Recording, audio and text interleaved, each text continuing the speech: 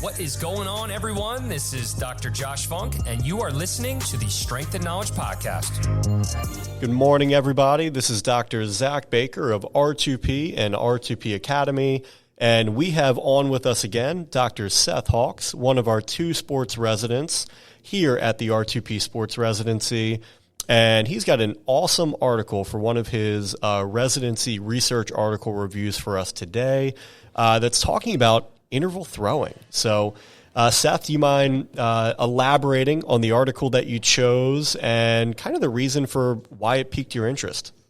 Yeah, so the article that I chose, it's called An Interval Throwing Program for Baseball Pitchers Based Upon Workload Data. So with this, it comes from like Kevin Wilk, that whole group that a lot of people have been using their interval throwing program they put out from 2002. That's kind of been one of the gold standards in like that return to sport for overhead athlete. About a month ago, they put this one out. This has been a study they've been working on for the past 10 years, trying to figure out like exactly what things weren't touched on with the program or the throwing program that they put out before. One of the things they kind of talked about that it was based more on personal experience in the past and our advances in that understanding of the biomechanics of throwing and workloads of throwing. They've changed a little bit in this more modern era of throwing itself. Kids are throwing harder at a younger age now, so really how we need to get them back to throwing with that force, that velocity. It's a little different outlook from how we were doing before, especially with kids playing year-round now, things like that, getting them back to the capacity they have now. Awesome, and I think interval throwing programs, they're great to have, and unfortunately, when we think about the baseball community and throwing being such a unique and unfortunately violent motion, it's often missed. And even though we've had them for the last 20 years, I mean, if you walk into any outpatient physical therapy clinic, the large majority of them are not going to have an interval throwing program sitting around. So if you were utilizing one within the past 20 years, great, because you're not the norm within the physical therapy field when we just talk about it in general. And now that we've got a little bit more experiential data, we've got a little bit more just better understanding of what may be more significant with considerations of an interval throwing program, I'm excited to see what this new one has out for guidelines and just how much it's changed, how much it's the same.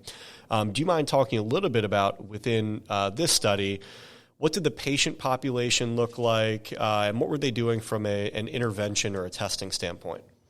Yeah, with the population, it comes from a few different areas. So they looked through all the different like data that was talking about the torque, the peak torque on the elbow for some of this, because they did want to kind of relate this more towards the like UCL recovery.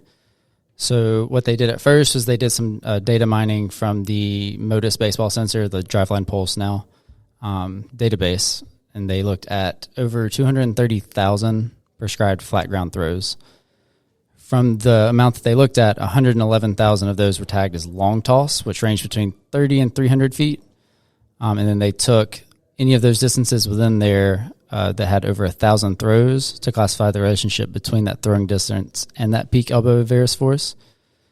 So that was just kind of looking through the database itself. In terms of the population they ran through with the updated throwing program, that was 34 players from a D1 NCAA team that they did not disclose the name of. Cool. And with this updated interval throwing program, what were they utilizing for that? It said previously they had used the Driveline Pulse data. What are they currently using to help guide this new interval throwing program? So with the new interval program, they also did use like the Driveline Pulse to look at the varus force on the elbow and the torque forces. But in terms of how they went through going through the progression, a lot of the time it was more of just having them go through it and then testing like occasionally without through it. Didn't seem like it was every single throwing session with every single athlete. Cool. So what are some of the changes that we can expect to see with this new updated interval throwing program? So one of the really big ones is the original throwing program that they put out. Overall was a 136-day schedule. The new interval program is a 217-day schedule, so it's a little longer of a process. And I'll kind of touch on why they decided that later.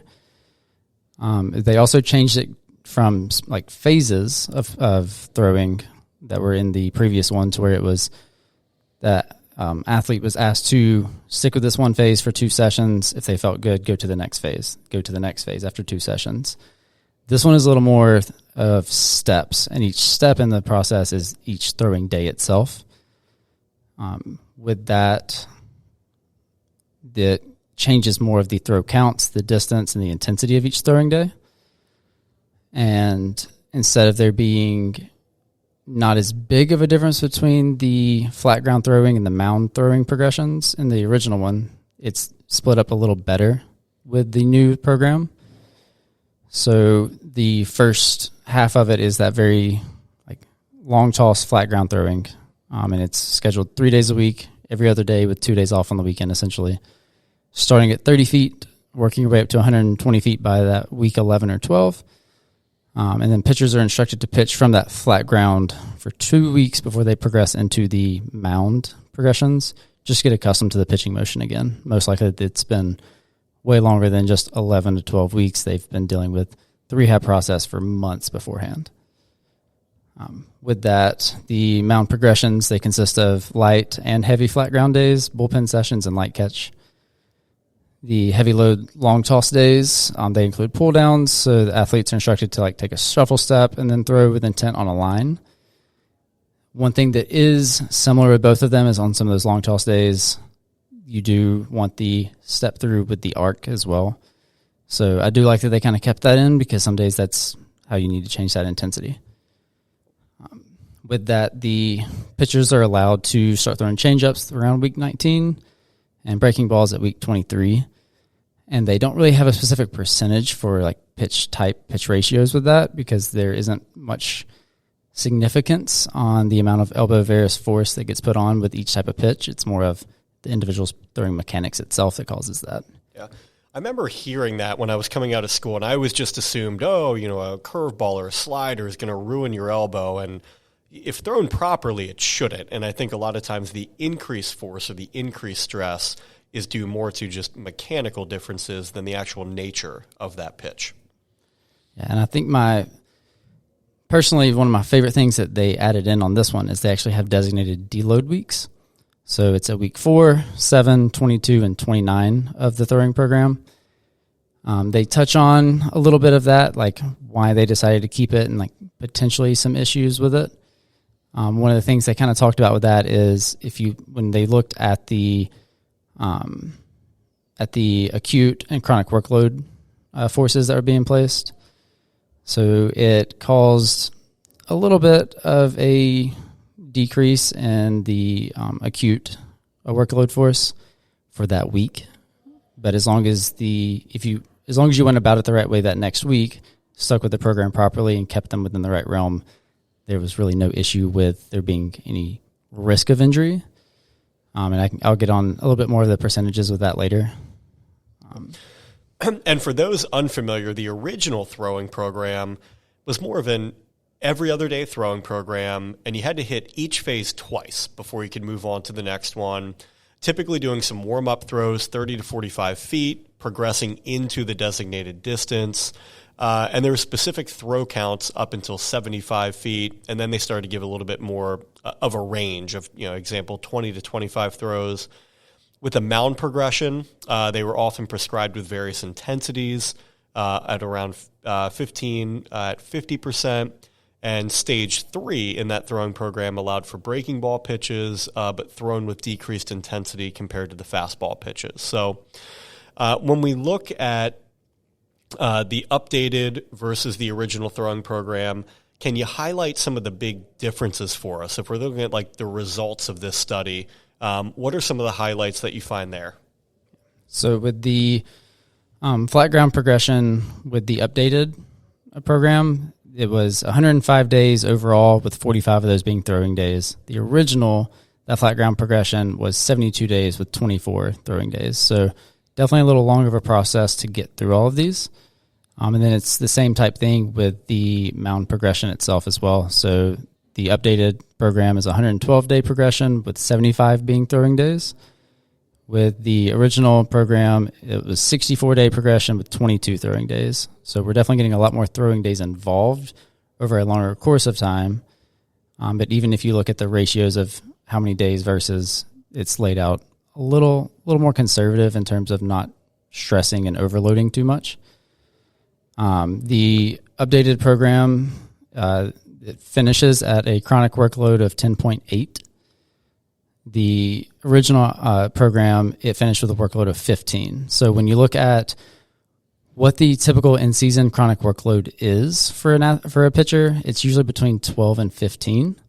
So ideally, if we're using this as a throwing progression to get back in, we should not be getting into that high range of what the chronic workload is in season. We should be touching on right before that. Yeah, and that's pretty cool to have a metric on that. Admittedly, I was unfamiliar with what the chronic workload metric was for an in-season pitcher.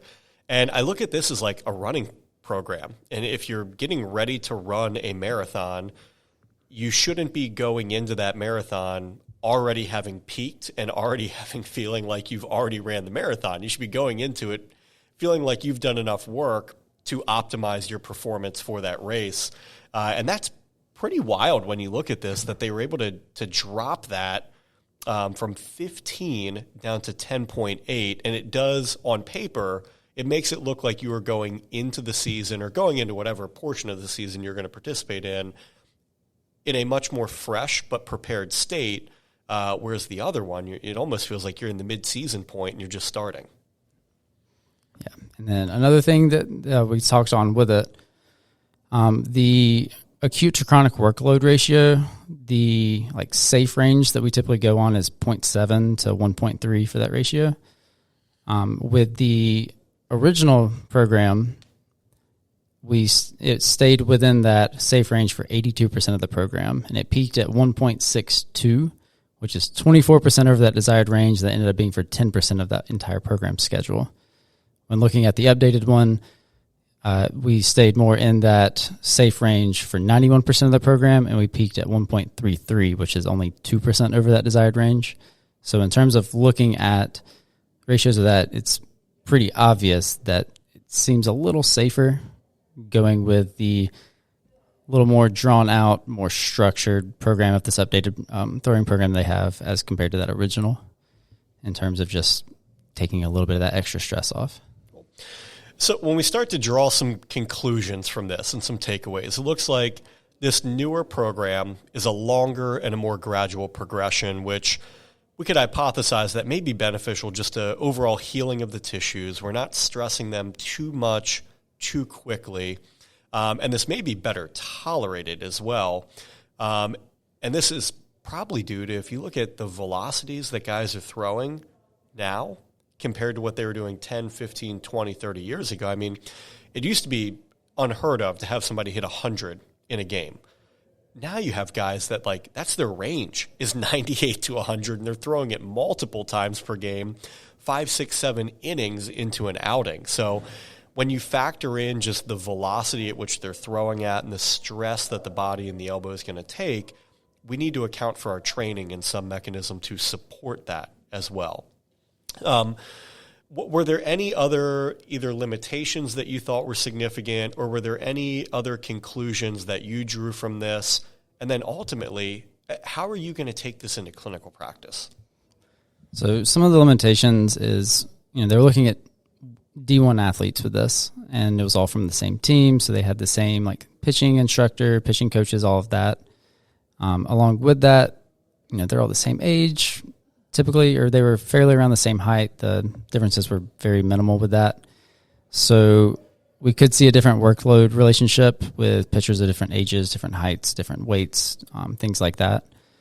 And like I said, they did look at a lot of the elbow torque and that varus force. So, it's proving that it would be pretty beneficial with UCL athletes. It didn't touch much on any of the forces in the shoulder itself. So in terms of, if you have someone with little leaguer shoulder instead of little leaguer elbow, it doesn't really touch on if this is the most appropriate one for them as well. But from the other numbers, in my opinion, I feel like it probably is.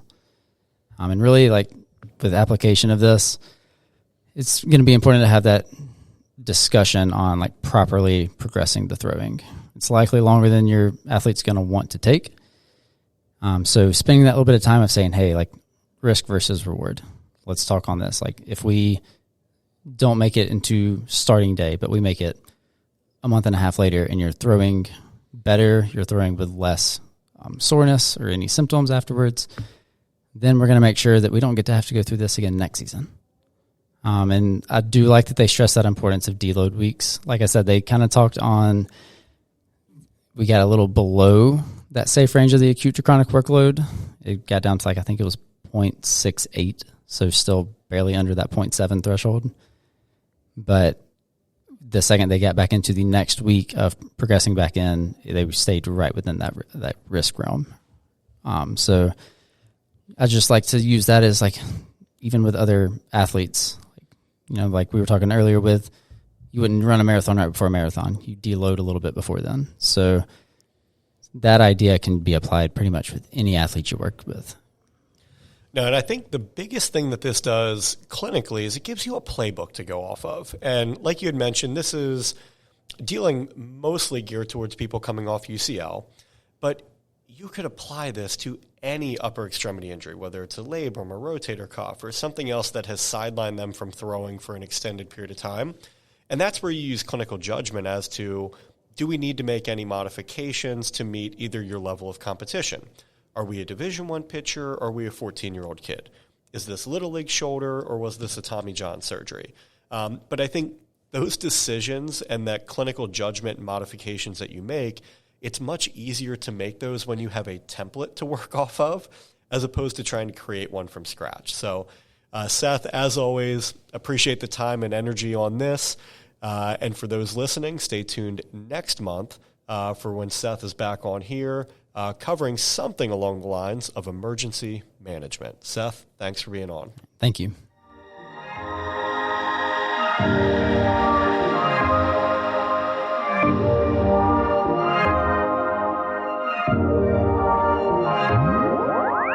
Thank you for listening to the Strength and Knowledge Podcast. If you enjoyed this episode or have been tuned in for multiple episodes, we would love for you to subscribe, rate, and give us a review on Apple Podcast or Spotify. Until next time, thanks for listening.